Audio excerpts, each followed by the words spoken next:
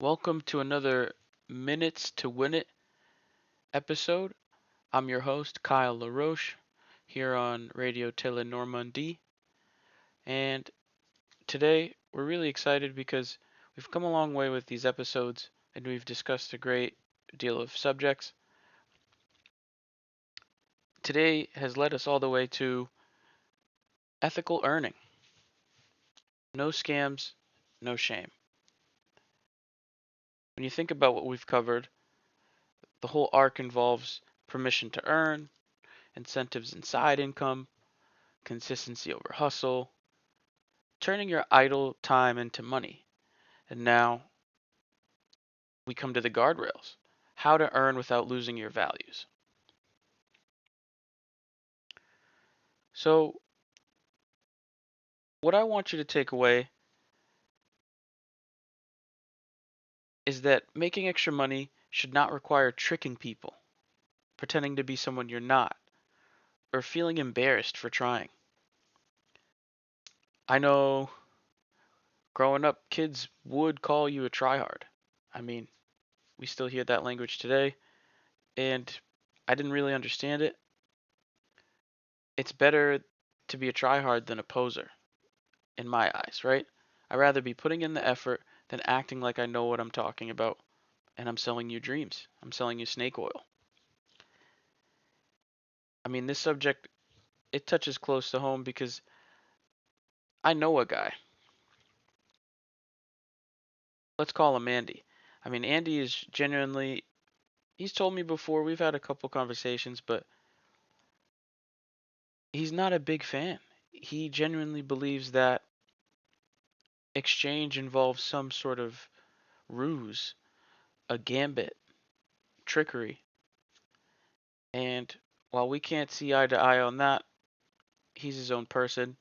I'm here to tell you that there's no game to play here. I keep it real and I can talk about it consistently week after week because it's not a sham. I've been doing it. Other people have been doing it probably way better than I have. I'm just here to spread the good word, help influence decisions in business, return for my voice, right?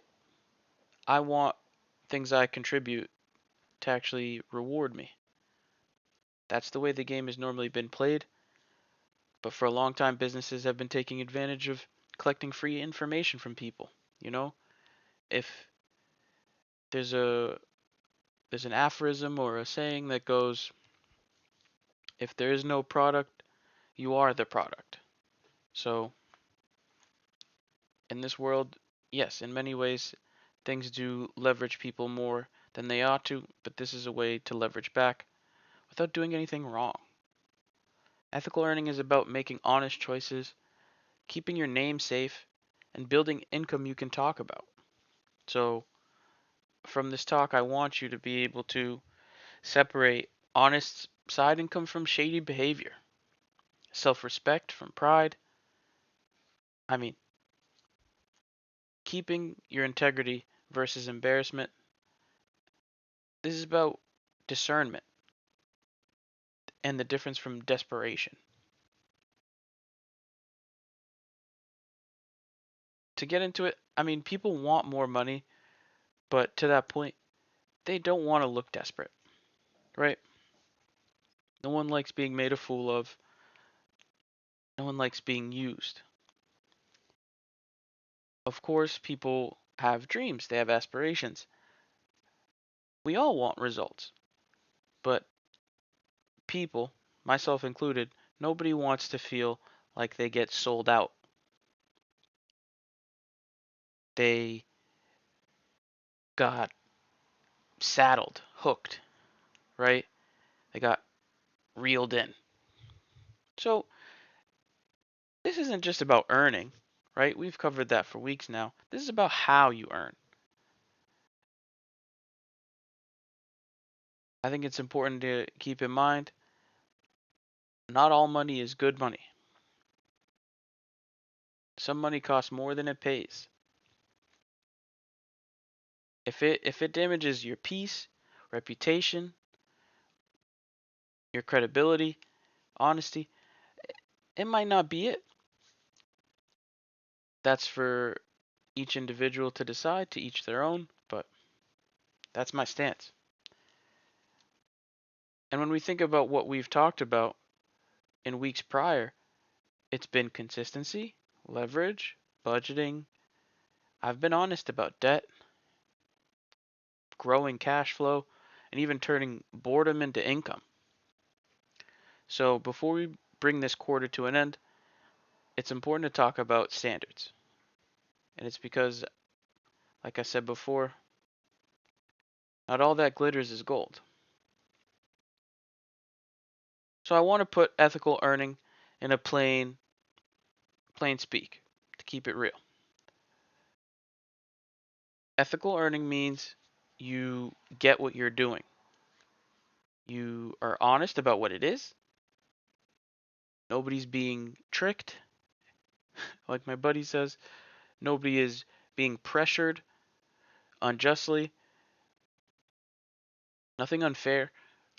You can explain it without hiding any of it, and you can live with yourself. I mean, there was a great example about one's vocation being discussed, and simply put, it was if you're proud, if you can confidently share what you're doing with your parents, your mother and your father, then you have nothing to be concerned about. Of course, when we talk about the opposite of ethical earning, if you're not proud to admit what you do, share about what's going on, I said it before, it might not be it. Again, to each their own. I'm not here to judge. Ethical earning is just income you don't have to lie for, hide, or make up for. So, to keep it clear, ethical earnings are not scams, right? It's not manipulation. It's not faking any urgency like social engineering tricks. Oh, you've been hacked. Call this number to fix it. Exploiting people, none of that. And I'm not here to suggest anything I don't do. So that's why I'm proud to record this and talk about it. Share it with people to leverage. That's ethical earning, you know? You collect your cans, hey, good on you. You make the planet a cleaner place. You recycle things and you earn a little change. That's the way. You mow people's lawns, good on you. Helping your community, lending yourself to your fellow person, like, that's the right idea. But as we move on, we want to discuss why people fall into shady earning in the first place. I mean, I get it.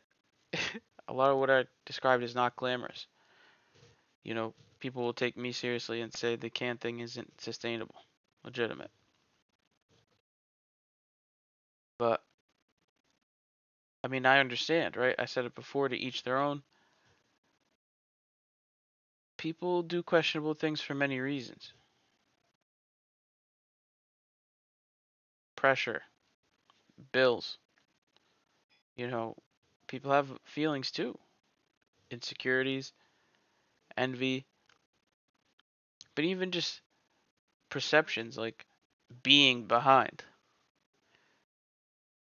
getting the impression that others are winning fast, seeing that and thinking that. Maybe a spot of difficulty has them wanting a shortcut. A lot of the most common thing that people tell me, and probably leads to them doing shadier things, feeling like they have to trick people, they don't believe that slow money is enough.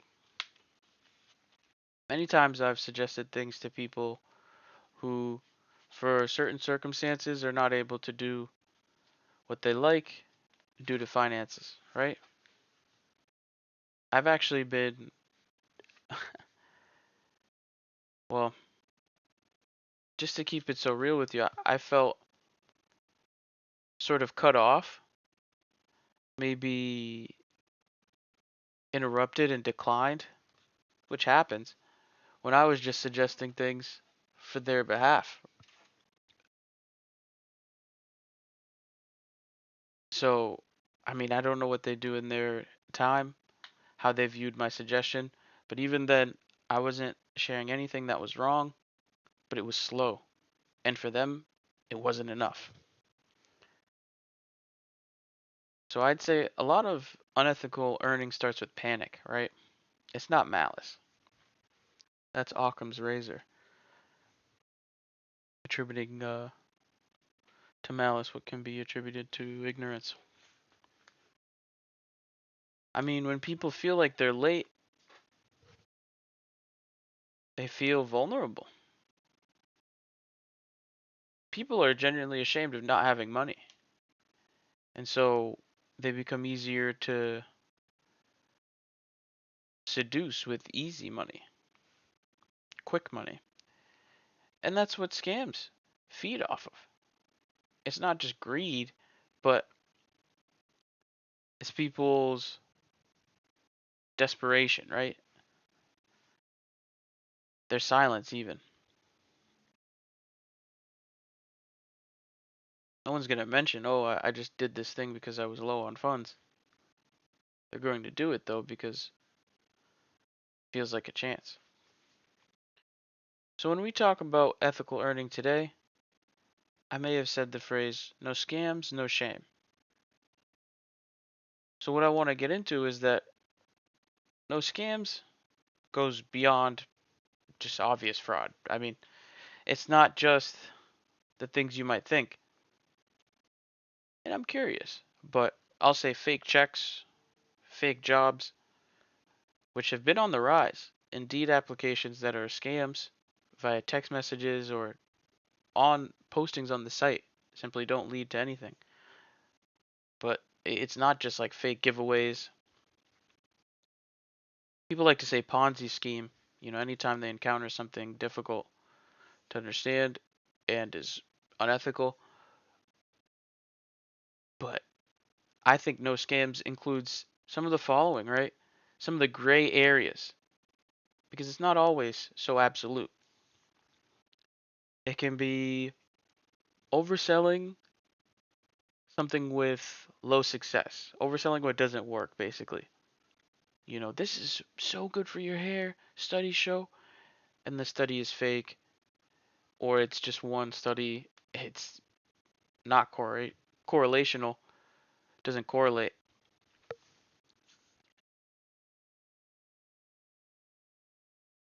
I mean, it also, these other gray areas, it's like hiding the real costs, recruiting people into basically confusion. There was this one group that was interested in my participation. It was a friend I met or an acquaintance I made through photography. They invited me to this mixer to explain their program. It was my first experience with something like this, and you know, the model was outgoing, and we had a chemistry that was great for producing photography. So naturally, I was curious. They touted this group. I went to the mixer, and it was evident I was maybe the only person outside the group present. There was no threat of bodily harm, but I was genuinely outnumbered. It was a full venue, so it was almost 30 to 1. And what I didn't understand is that it was less a mixer and more a presentation. Conversation suddenly evolved into people standing up at the front, asking for everyone's attention, everyone going up one by one and speaking. I was mystified. And then when it came for me to participate, it was like the whole room was looking at me to accept the prompt they gave me. It was wild. So using trust to create pressure, that's what I mean by no scams, right? Not pretending something is passive when it really drains you. Those folks' requirement for free membership was to invite 4 more people. and pay a fee. I was genuinely curious. I didn't really understand. But it was scary to think like you could be brought into something like that largely without force. And that's what I mean by no scams. I mean monetizing people's sort of ignorance or agreeability, even amiability. I mean, they weren't going to do anything for me. I had to pay them and bring four more people into it. I caution you, right? And I don't advertise these things. All of what I described, if it's about confusing you, pressuring you, hiding something from you, not telling me it was a presentation until I got there and the whole party just sat in front of a projector slide, that's a red flag, you know. And a simple checklist goes like, A, do I understand how this makes money? B, can I explain it simply? And I'll stop at C, would I recommend it to someone I care about? The first thing I thought was, I would not invite anyone else to this. This was clearly me sort of going with the flow way too much. But the checklist could keep going. You could say, D, does it rely on more hype than value? E, am I being asked to rush? I mean, urgency is the greatest indicator of a social engineering or sort of scam, you could say. I mean, a whole party turns and looks at you and says, are you going to join us? And F, just to round it out, is someone making money whether I win or lose? Yeah, because I had to keep paying that fee whether or not, or I had to keep paying that fee, they told me, until I got four more people on.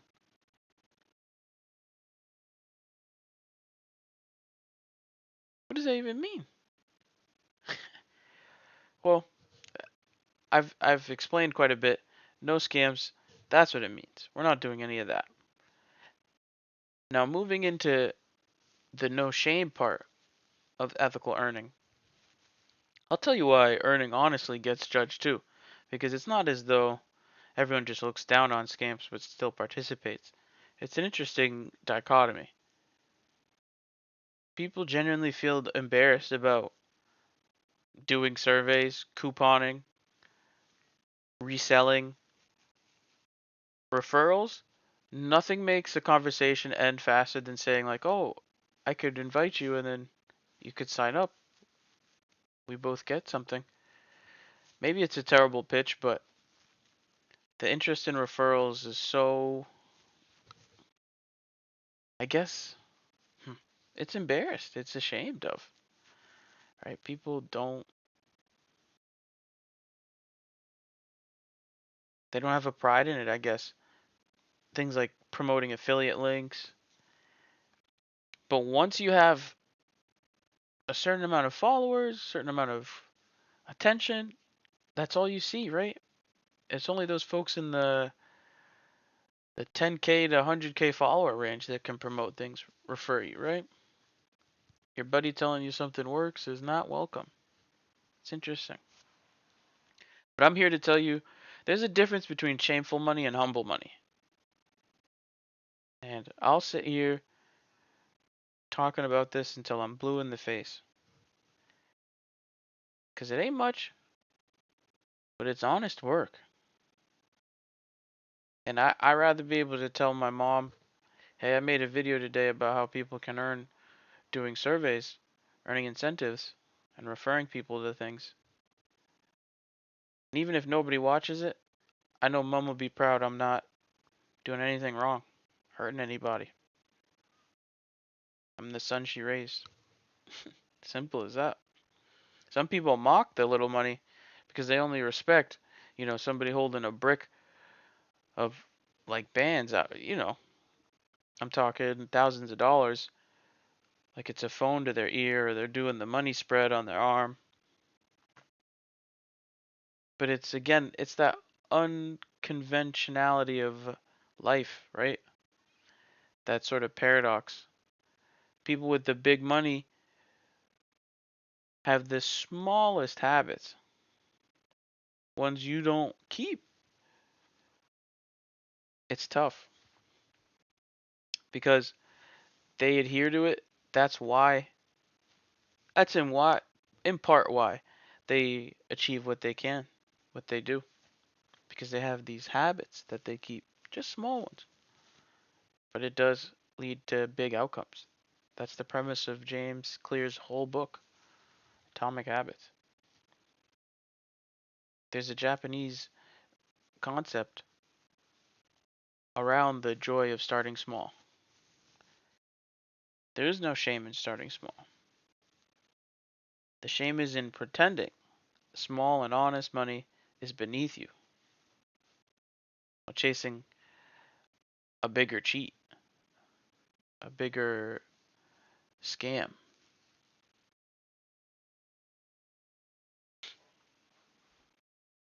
What it takes me to is that your reputation is part of your income, right?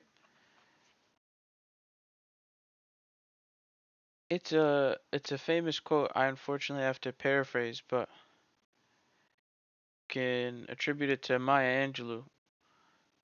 Uh, People will forget what you did to them, but they will never forget how you made them feel. People remember that. People remember whether you wasted their time, whether you were transparent. I see it on Twitter all the time. The spaces I'm in, I also see people commenting on projects and things of the like. Their comments under influencers' posts. You rugged this project, I remember. They're swearing up and down, calling them names. Pay back what you owe. You ruined the community, you rugged. Trust compounds, just like money does. So I think a lot of people have this short term mindset, this myopia, nearsightedness, short sightedness rather. Your name is an asset. Those guys act like they might be too big to get in trouble, but that is not the case. You cross enough people, a crowd will come across you. Your credibility is and should be a part of your business model. Once people think you're a little loosey goosey, every future offer, I think engagement, they get harder and you cannot appeal to people.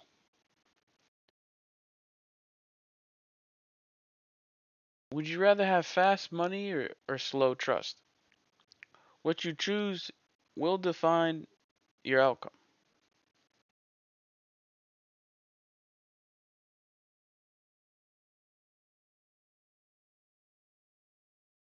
I'm going to give you some key game right here. I mean, if you want referrals, repeat customers, or even support for your community, you need to be trustworthy, not just persuasive. You convince a bunch of people, but they don't stay. That's not the way. And so you've heard me discuss quite a bit. Let's come back to some practical examples. I said it before, and I'll say it again because it's working for me. Paid surveys, research studies. And I'm not telling you to go get your liver extracted or something crazy. Like, you don't have to donate your body to science. They'll ask you questions about what color sponge, what shape sponge you like.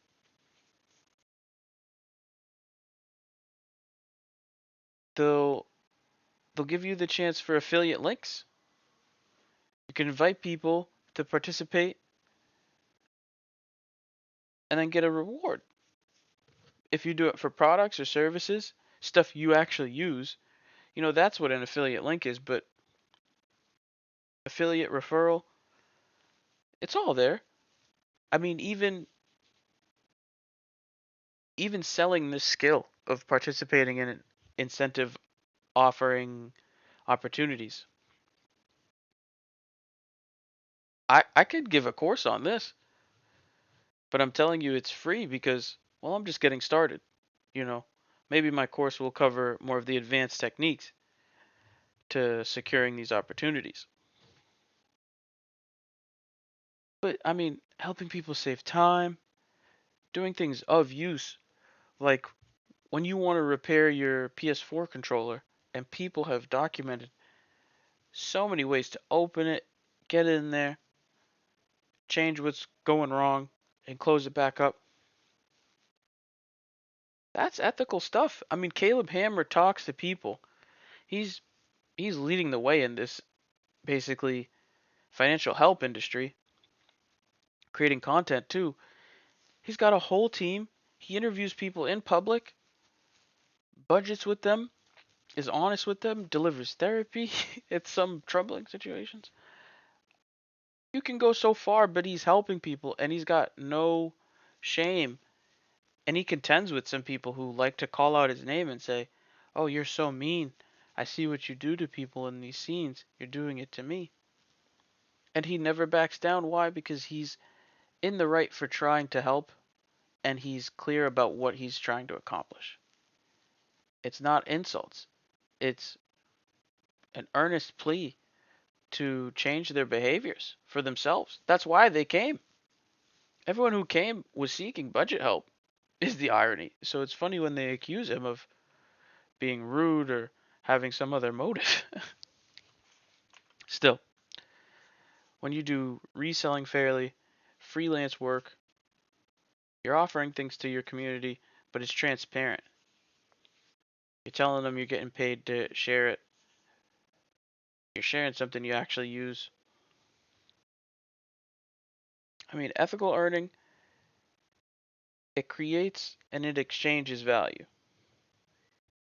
Unethical earning extracts. Like, that's it. Consumer produce. What do you want to be? I'm telling you, you don't need to consume anything from anyone else to do what you want. I'm not against earning. I'm against making other people weaker, confused, more desperate, and taking advantage of that.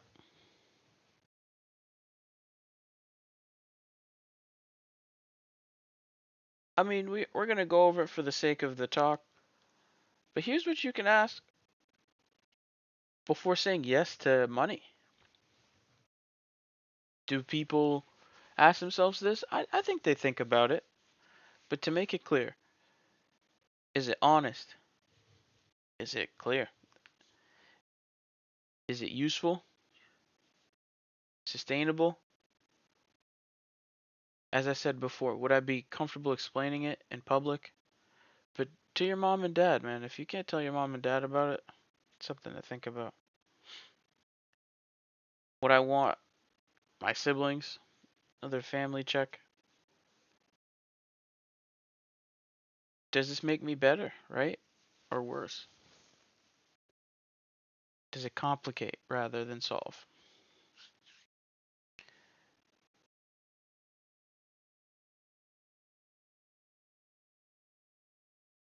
Ethical earning is about self respect. So, like all those people offering services, without exploiting people, your peace is protected. There's no regret. Your story is clean. You can sleep at night. I mean, that's a phrase that people say, but it really does reduce this like emotional tax, you know?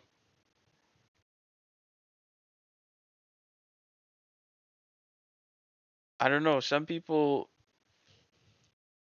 they try to tell me ethics are a luxury, right? You got to do what you got to do. But I think you need to keep in mind, right? They say you got to have rules because that's what keeps you balanced, stable enough to keep going. If you're going to be ashamed of what you do or secretive, confusing people,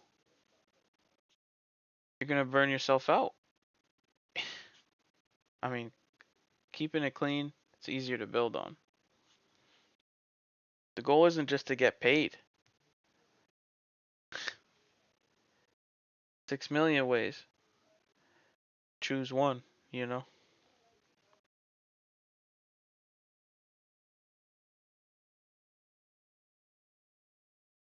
I would end with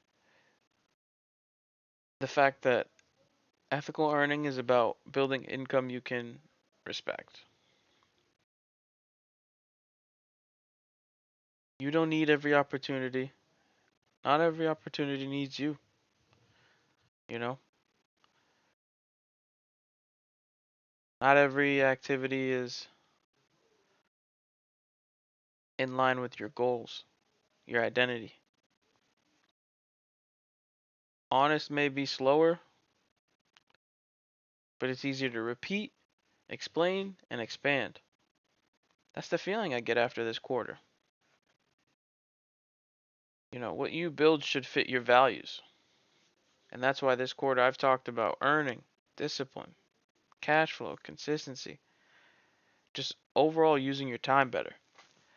But none of that matters if the money makes you feel like it's fake, you're fake, or you're trapped, or you're ashamed of it.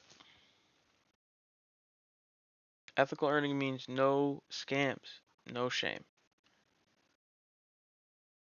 You don't have to lie to me, you don't have to lie to yourself.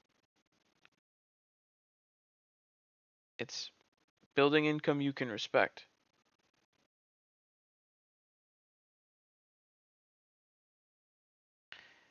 And that's because the best money is money that helps you live better without costing you anything else.